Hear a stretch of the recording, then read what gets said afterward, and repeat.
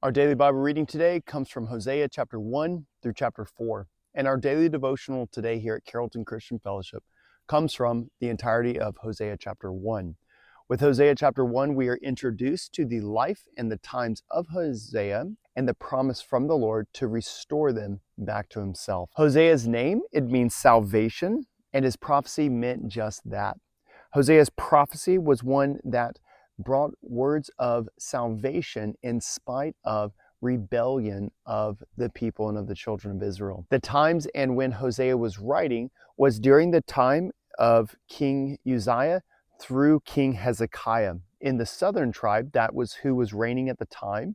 And then in the northern tribes of Israel, it was during the reign of Jeroboam. This was when Hosea was prophesying during this time. So Hosea had a very long ministry of prophecy. Hosea's ministry would have been 250 years after David and 650 years after Joshua and after the children of Israel come into the promised land. Hosea's ministry and prophecies focused on the northern tribes there of Israel, those northern 10 tribes. And we see this in Hosea chapter 7, verse 5, with Hosea talked about and said, Israel our king. So referring to the king of the northern tribes of Israel there. And we would see Hosea's time would fall in the time of 2 Kings chapter 14 and verses 23 through 29. We see specifically that this was a time when Hosea was prophesying, was when the northern tribes were going through political and economic financial success. But their spiritual condition was a completely different story. And so this is what Hosea was prophesying to, and the people and what was going on in the culture there in the northern tribes at the time. This material success and this spiritual decay that we see throughout Hosea's prophecy, because of this, God commanded Hosea to take a wife who was a prostitute, to take a wife, and that this would be a sign and that there would be things with that marriage and with that relationship that would come about and that would be an example to the nation, to the northern tribes there, of who they were and what they were doing in spite of all that God was doing for them and how God was desiring to see them and blessing them and desiring to draw them back to himself. We're also told here in Hosea chapter 1 that Hosea had 3 children, and those 3 different names of those children were all prophecies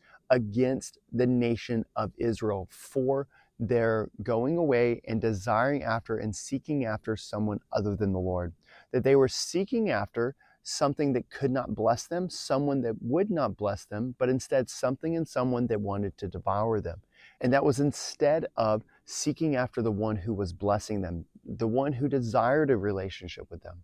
And so this is a great encouragement and a great example even for us, that just because we may see that in our culture, we may have political or economic success at times, it does not mean that the spiritual condition of the world or any of our nations, it does not mean that that spiritual condition is one to where spiritually we're searching and seeking after the Lord.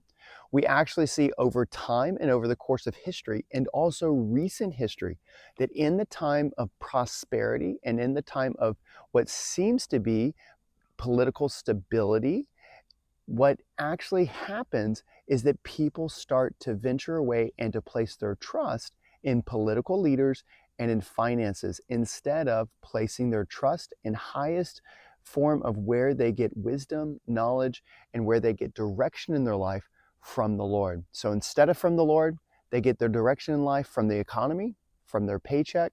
They get the direction in life from whoever the ruler, the president may be at the time. And that is what sets the stage and the standard. This is exactly what we see in America currently, really for the past 15 or so years. This is what America has been going under and over. And we can even say all the way back for 24 years. We've seen that this has been what has gnawed away and has been chipping away at America. That the church has been placing their trust in political leaders and in economic success and in economic success stories of businesses and of the culture instead of placing it in the Lord. And the Lord the whole time has the same word for us today that the Lord had for the nation and for the nations throughout these smaller prophets that we are going to be going through here until the book of Matthew. So I hope that each one of these days, we'll see many of these days, we'll go through a different prophet each day, getting close to Matthew. And I hope that these will be an encouragement of what we see in our life, and that the Lord has been constantly calling us back to Him, back to Him, back to Him. But the fact of us not hearing the Lord does not mean the Lord is not calling out.